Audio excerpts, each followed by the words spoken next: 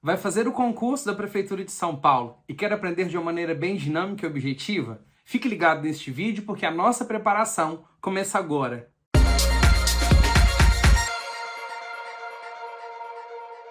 Olá pessoal, bom dia, boa tarde, boa noite e até boa madrugada para quem nos acompanha em diferentes horários. Eu sou o professor Davi e estou com vocês para nosso primeiro vídeo de preparação para o concurso de São Paulo.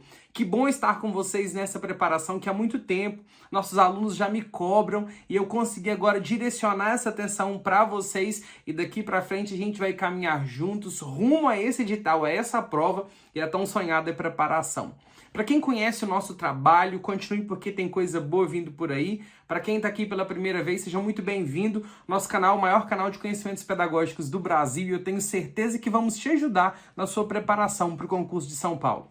Nós, nesses treinamentos, faremos da seguinte maneira: trabalharemos conteúdos e questões relacionadas ao edital do último concurso, principalmente porque a banca autorizada para o concurso seguinte, para o próximo concurso deste ou do ano que vem, é a mesma banca de 2016, a FGV. Então, a gente já tem um norte, um perfil de trabalho e a gente vai conseguir se preparar muito bem com base nos últimos conteúdos, questões e no perfil da banca. Nós vamos trabalhar algumas questões hoje que estão disponíveis em PDF aqui na descrição do vídeo, que você pode baixar. E para ficar mais fácil, a partir de agora, eu quero ouvir vocês, saber o que vocês estão procurando, o que vocês querem saber, ouvir, estudar. Então nós criamos um canal do Telegram e um grupo do WhatsApp, que o link está aqui na descrição do vídeo para você entrar e participar, chamar seus colegas, porque lá eu vou conversar diretamente com vocês de São Paulo. Eu vou dar dicas diretas para essa prova, eu vou ouvir o que vocês estão precisando, as notícias daí.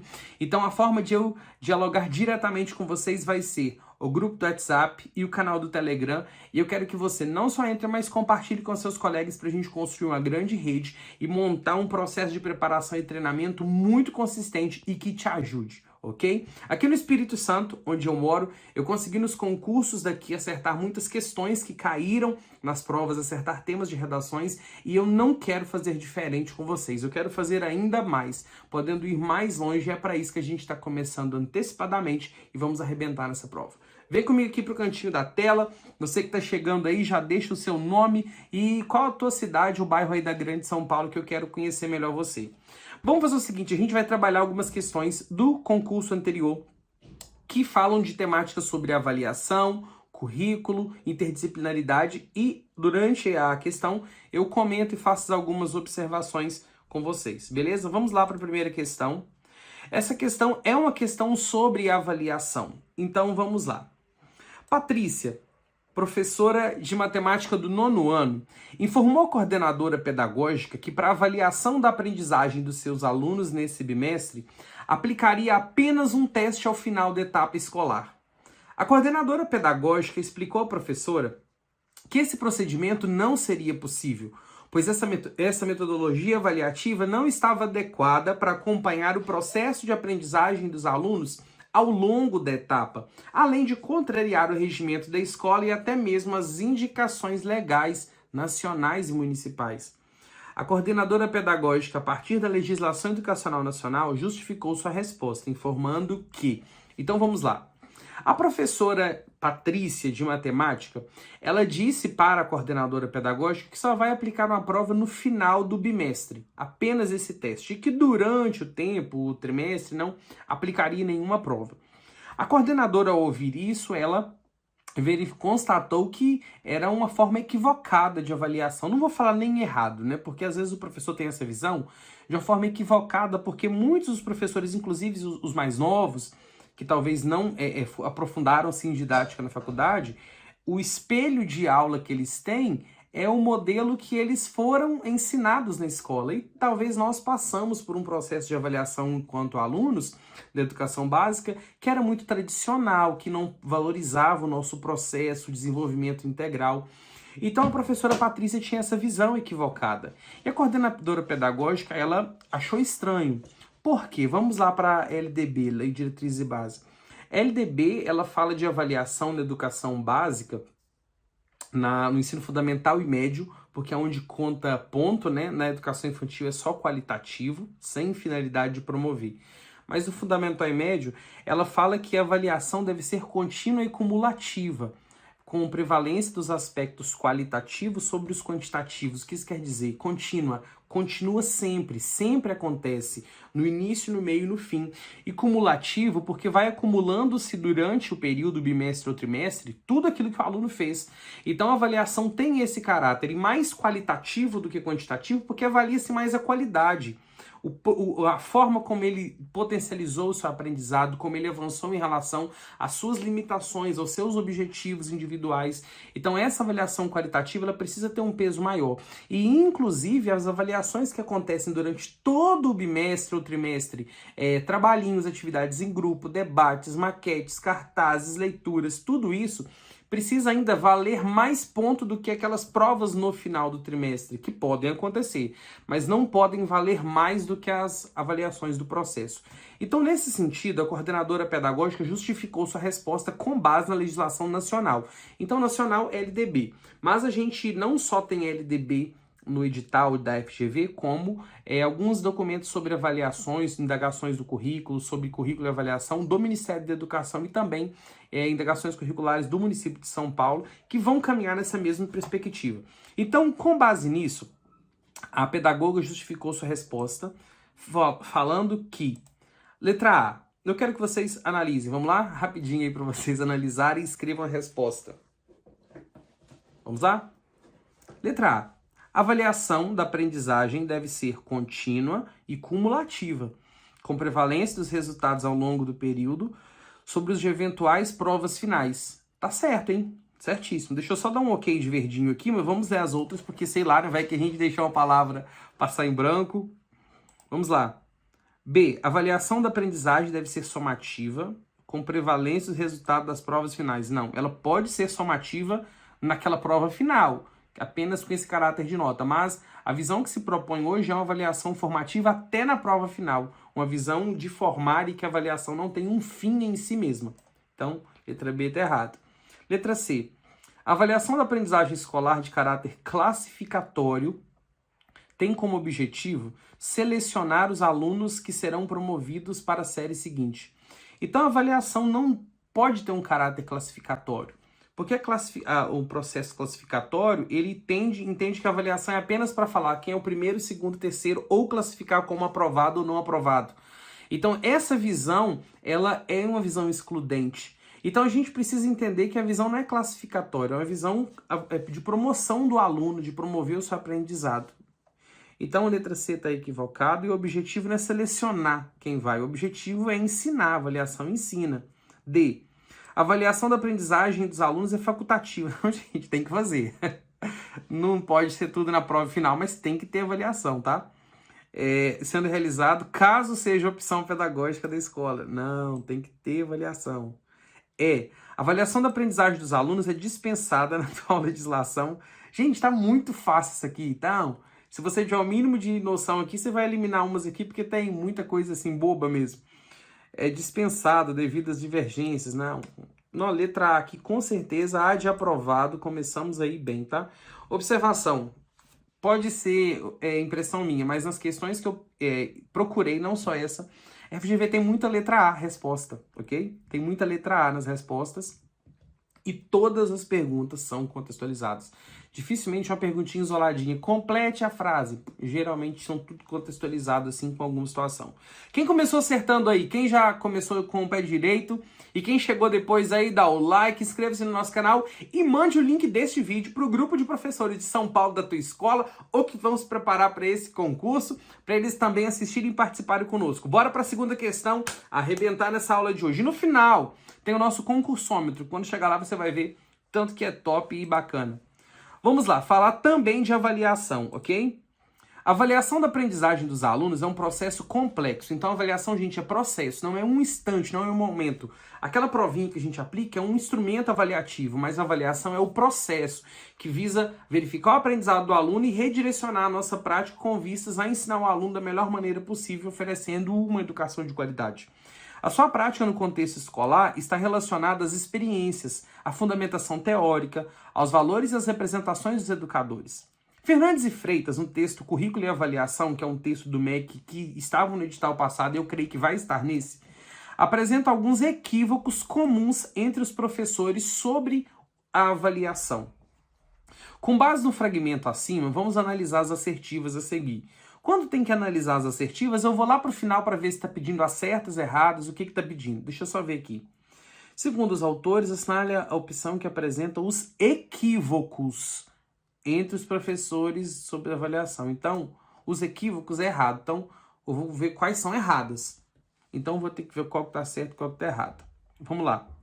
A letra número 1. Se for corretinho, eu vou colocar verdinho. Se for equivocado, eu vou colocar vermelho. Beleza? Para evitar maiores índices de reprovação, o professor não deve atribuir nota ou conceito que reflitam o processo de aprendizagem. Para evitar reprovação, o professor não deve dar uma nota que fale do processo. Não, tá errado.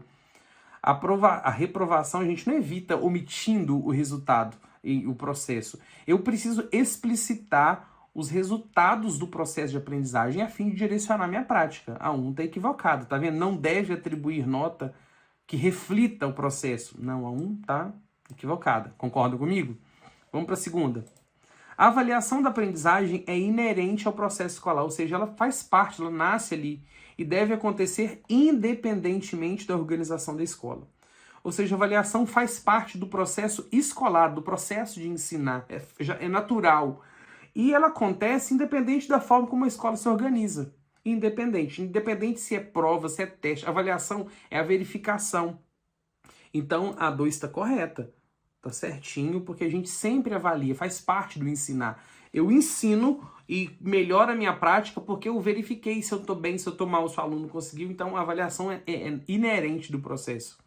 Tá ok? Vamos para a terceira. O maior índice de reprovação, como resultado das avaliações mais rigorosas do processo de ensino-aprendizagem, garante a qualidade. Não. O maior índice de reprovação, com avaliação mais rigorosa, garante qualidade? Claro que não, gente.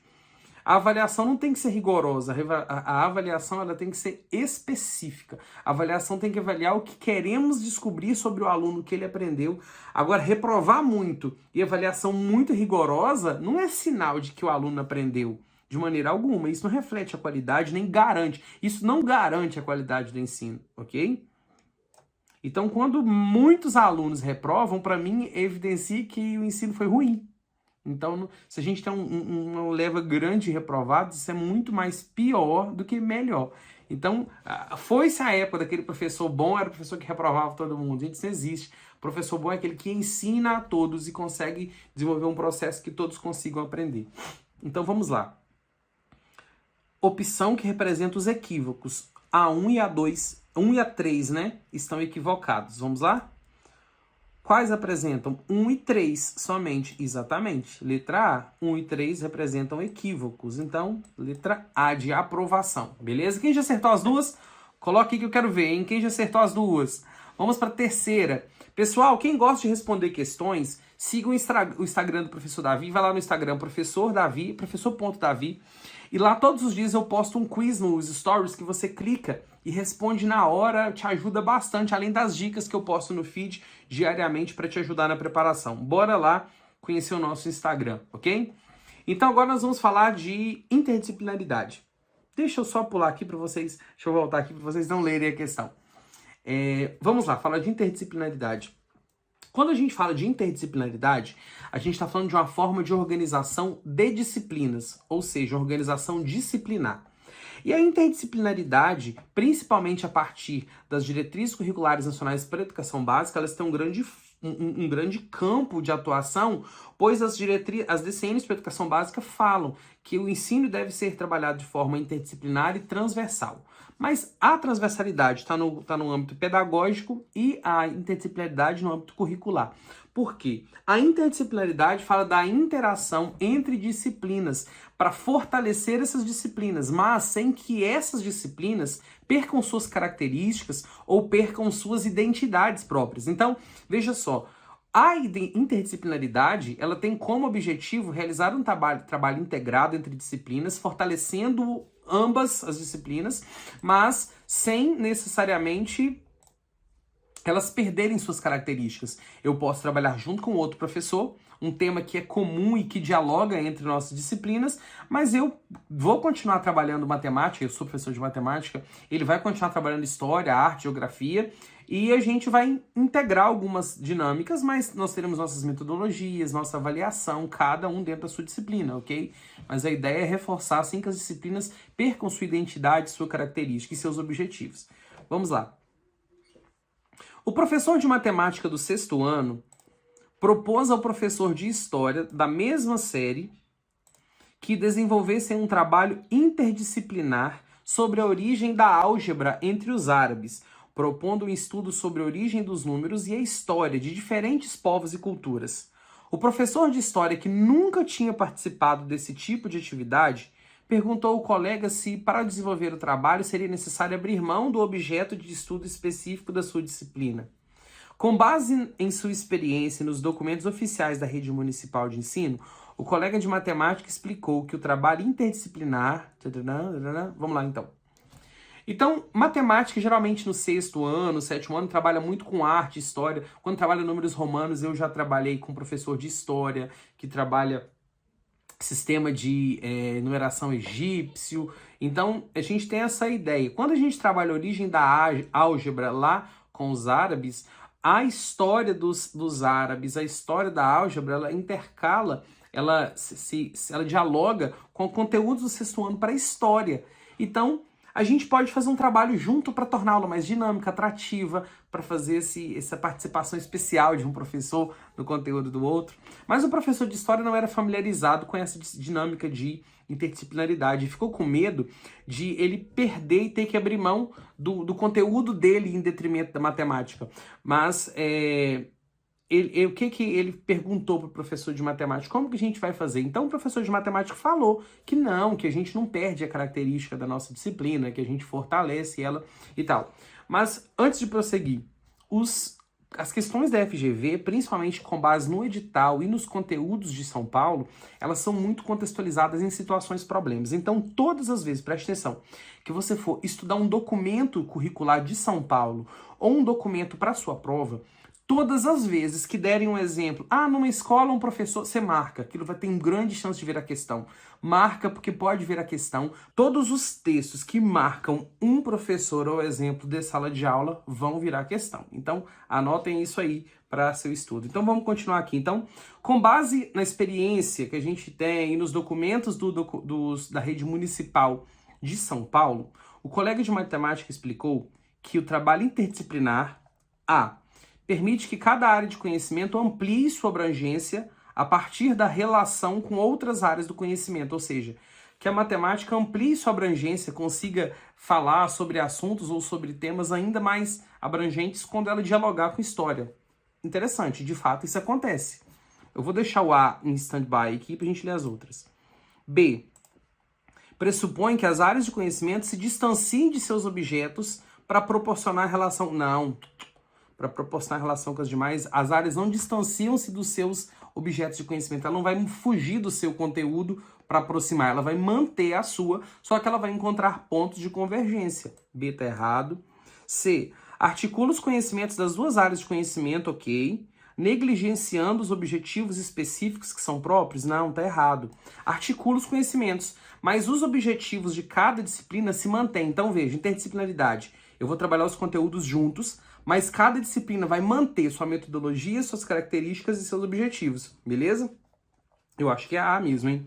D. Pressupõe que as áreas de conhecimento devem absorver os objetos de estudo das outras áreas envolvidas. Não, matemática não vai absorver o conteúdo de história, geografia, língua portuguesa. Cada uma vai trabalhar o seu, mas de uma forma integrada, dialogando. Então eu não preciso fazer uma aula só sobre números romanos. E o professor de história não precisa fazer uma aula só sobre história da Roma. A gente pode fazer uma aula junto sobre a história de Roma e a história dos números nesse contexto, que ia ficar muito mais top. D. Pressupõe que... Isso, eliminei. É A, tá? Vamos lá ver a E. Requer apenas uma reorganização metodológica. Não é só reorganizar. É preparar um trabalho com muita organização mas com diálogo, com interação entre as disciplinas e que vai muito além de só reorganizar as metodologias. Até porque as disciplinas mantêm suas metodologias na interdisciplinaridade. Tá errado? Então, letra A. Hoje já tínhamos 3 letra A aqui. Quem acertou 3 já foi 60% da prova. Como que vocês foram aí? Vai falando para mim aí, para mim saber. Pessoal, vamos para a questão de número 4. A gente está chegando no final e no final tem o nosso concursômetro, que é o nosso termômetro de concurso. Quem não conhece vai conhecer. E só lembrando do nosso grupo do WhatsApp e o canal do Telegram, Concurso de São Paulo. Aqui na descrição do vídeo tem. Vocês entram lá que eu quero bater um papo com vocês nos próximos dias. E na próxima semana, como que a gente vai definir? Vamos trabalhar estudo de caso? Vamos trabalhar questões comentadas? Vamos trabalhar conteúdo? Quero ouvir vocês, que vocês precisam pra gente afinar isso. E futuramente, quando sair o edital, eu consegui montar um curso muito direto para São Paulo, de acordo com o que vocês precisam para poder ajudar vocês. Então vamos lá. Questão zona, essa aqui, o texto grande, eu tive que até diminuir o tamanho da fonte. Eu vou até dividir as cores para facilitar. Uma citação aqui em cima primeiro, vou colocar de amarelinho. É interdisciplinaridade também, tá? E currículo. O trabalho e a produção, a organização e o convívio sociais, a construção do eu e do outro, são temas clássicos e permanentes das ciências humanas e da filosofia. Só uma observação.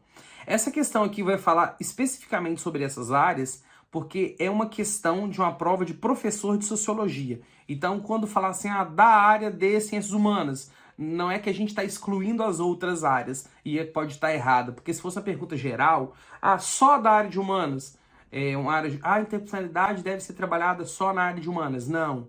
Mas aqui nessa questão, como é a prova de professor de sociologia, se você vê algo nesse sentido assim, de humanas, talvez não esteja errado, tá? Porque é bem específica para aquele cargo. Voltando. Constituem objetos de conhecimentos de caráter histórico, geográfico, econômico, político, jurídico, sociológico, antropológico, psicológico e, sobretudo, filosófico. Já apontam por sua própria natureza uma organização interdisciplinar. É muita coisa que trabalha e que dialoga na mesma área. Agrupados e reagrupados a critério da escola em disciplinas específicas ou em projetos, programas e atividades que superem a fragmentação disciplinar. Superar a fragmentação. Tais temas e objetos, ao invés de uma lista infindável de conteúdos a serem transmitidos e memorizados, constituem a razão de ser do estudo das ciências humanas no ensino médio. Então, ciências humanas constituem a necessidade de compreender as ciências que estudam a história, a geografia, a economia, a política, espaço jurídico, né? A lei, o espaço sociológico. Então, a gente encontra esse aspecto aqui que faz a razão de ser do estudo de ciências humanas. Os PCNs para o ensino médio introduziram o ensino de sociologia na área de ciências humanas e suas tecnologias e propuseram a organização de seus conteúdos e práticas pedagógicas a partir de competências e habilidades. Então, não vamos trabalhar tal conteúdo, não. A gente vai desenvolver tais competências e habilidades. Com relação aos parâmetros curriculares nacionais do ensino médio, de sociologia, assinale V e F, ok? E a gente vai falar depois como que é. Então, vamos lá. A interdisciplinaridade ocupa uma função inovadora e de destaque, pois é o meio indicado para promover o diálogo entre as disciplinas listadas na área de ciências humanas e suas tecnologias. Perfeito isso aqui, ó. Perfeição, ó. Um primor essa frase, ó. Quando a gente vê uma frase dessa, vontade de dar um beijo na prova de tão bonita que é, e tá certo, não tem nada de errado. A interdisciplinaridade, ela é inovadora e ela é a forma da gente promover esse diálogo entre as disciplinas. Verdadeiro, deixa eu aumentar o tamanho dessa letra aqui. Vzão. Isso. Ficou meio longe aqui. Próxima. A opção pelo princípio de competências e habilidades indica o objetivo de superar um modelo de ensino conteudístico a favor de um modelo de ensino orientado para aprender, a fazer e a conhecer. Então, quando se optou por competências e habilidades, tinha-se a ideia de superar esse ensino conteudístico. Porque viu aqui os parâmetros, introduziram o ensino de sociologia propondo as competências e habilidades, propondo esse trabalho. Então é algo novo. Então quando eles propõem isso, eles querem superar aquela ideia. História da sociedade, Grupos sociais. Isso fragmenta muito, dependendo do ponto de vista que se trabalhar. Então, a opção por competências e habilidades, ela vem superar e avançar em relação a esse modelo conteudístico que a gente tem, só do conteúdo, mas sem esquecer do que o indivíduo precisa aprender. Não só a fazer, mas a conhecer. Aprender a fazer e aprender a conhecer, ok? Tá correto também. Vamos para a terceira.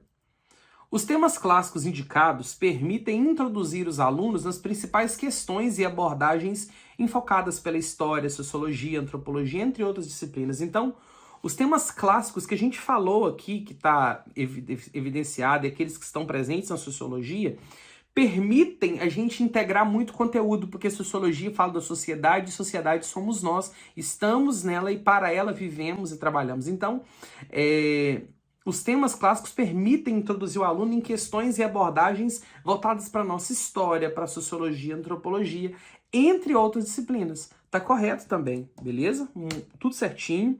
Então vamos lá. Qual é a alternativa correta? A alternativa correta, V, V e V. Tá na letra E. Oba, isso aí. Letra E, pessoal. Quem aqui já tá indo aí? 3, 4 acertos. Vamos para a próxima e última questão. E no final da última questão, vocês não vão sair que tem o nosso concursômetro. Eu quero apresentar para vocês o nosso concursômetro. Beleza, pessoal? Quem está chegando agora, manda o link no grupo de professores e coloca aí nos comentários o bairro, a tua área de atuação. Vamos lá, última questão. Vamos falar sobre currículo escolar. Oxi, abri aqui a minha página. Isso, certinho. Agora acertei. Soares destacam, dentro de um outro livro, citado por outro autor, destacam os princípios utilizados na seleção de conteúdos a serem incluídos no currículo escolar, ok? Os conteúdos que são incluídos no currículo. As opções a seguir indicam princípios apresentados pelos autores, à exceção de uma, assinale-a. Então vamos falar da seleção de conteúdos no currículo escolar. A gente agora com a BNCC inclusive foi publicada um ano após essa prova aqui, então talvez ela pudesse fortalecer mais o discurso e a interpretação, mas hoje vocês já estão além disso. Quando a gente seleciona conteúdos, quando a gente vê a BNCC, a gente tem um trabalho voltado para uma seleção de objetos de conhecimento para desenvolverem competências gerais em diferentes áreas, em diferentes contextos, entendendo que o indivíduo ele não ser isolado, não ser um receptório de informações. O aluno encontra-se num contexto em que ele é influenciado e influencia, e eu não posso pensar o aluno numa única dimensão, eu tenho que pensar ele em múltiplas dimensões, emocional, afetiva, espiritual, social, familiar. Então, nesse sentido, uma educação, como a BNCC fala, tem que ser para a integralidade, uma educação integral para a formação global e buscando o desenvolvimento de competências gerais que se articulam em diferentes áreas. Então, o conteúdo por si só, como já falamos na questão de sociologia, tem que superar a visão conteudística e ampliar e evoluir para uma visão que ensine a fazer e a aprender a fazer e aprender a conhecer, ok? Então nós vamos falar de alguns princípios apresentados, você não precisa ter lido esse texto para você conseguir compreender. Vamos falar qual que está errado, qual que está equivocado, ok? A relevância, vou marcar as que estão certas de verdinho e aquela que está equivocada vou marcar de azul, então a gente sabe que é ela, tá beleza? A relevância social do conteúdo, o que implica, princípios apresentados. A relevância social do conteúdo, o que implica compreender o seu significado, o significado do conteúdo na reflexão pedagógica da escola. Ok? Tem que buscar a compreender o significado daquele conteúdo e sua relevância. B. A hierarquização dos conteúdos, o que exige pré-requisitos reforçando o etapismo. Não. Quando essa hierarquização, eu boto uma hierarquia. Hierarquia é conteúdos mais importantes que os outros. E não existe conteúdo mais importante que o outro. Tudo é fundamental para o aluno. Só que existe uma ordem de pré-requisitos, de fato, para desenvolver algumas habilidades e competências que precisam de determinados saberes para você avançar nelas. Mas isso não significa uma hierarquia e eu nem preciso reforçar esse etapismo, essa etapa dos conteúdos, que um é menor, um é melhor, um é mais importante. A hierarquização dos conteúdos, ela é uma forma que vai na contramão daquilo que a gente prega na interdisciplinaridade e transversalidade. Então a letra B está equivocada, muito estranho, vamos conferir as outras. C. É um princípio a contemporaneidade do conteúdo, que garante seleção de temas atuais. Ótimo, certíssimo, tem que fazer isso sim. D. Adequação dos conteúdos às práticas sociais e à capacidade cognitiva do aluno. Sim, o conteúdo tem que estar adequado à capacidade do aluno e à prática social. A simultaneidade dos conteúdos, que implica na apresentação dos conteúdos ao mesmo tempo. Ou seja, os conteúdos são trabalhados em diferentes disciplinas ao mesmo tempo. Então, é exatamente para ter esse diálogo melhor que a interdisciplinaridade entra. Então, a letra B aqui está equivocada, ela está bem diferente mesmo. Você que não estudou o livro, você vai ver que a letra B está diferente. Então, letra B. Vamos fazer o seguinte, confira o gabarito agora, não sai daí, porque o top está vindo agora, ó. A, E e B. Então, vamos lá para o nosso concursômetro. Coloca aí quantos vocês acertaram, quero saber, hein, pessoal? Vamos lá. Quem não acertou nenhuma? Quem aí não acertou nenhuma? Zero? Coloca aí. Xiii, a coisa tá feia. Não, vou botar um sinal vermelho. Vou botar de vermelho aqui. Alerta. Xiii, a coisa tá feia, hein? Quem acertou só uma questão das 5 de hoje? Não são questões fáceis, mas dava para responder.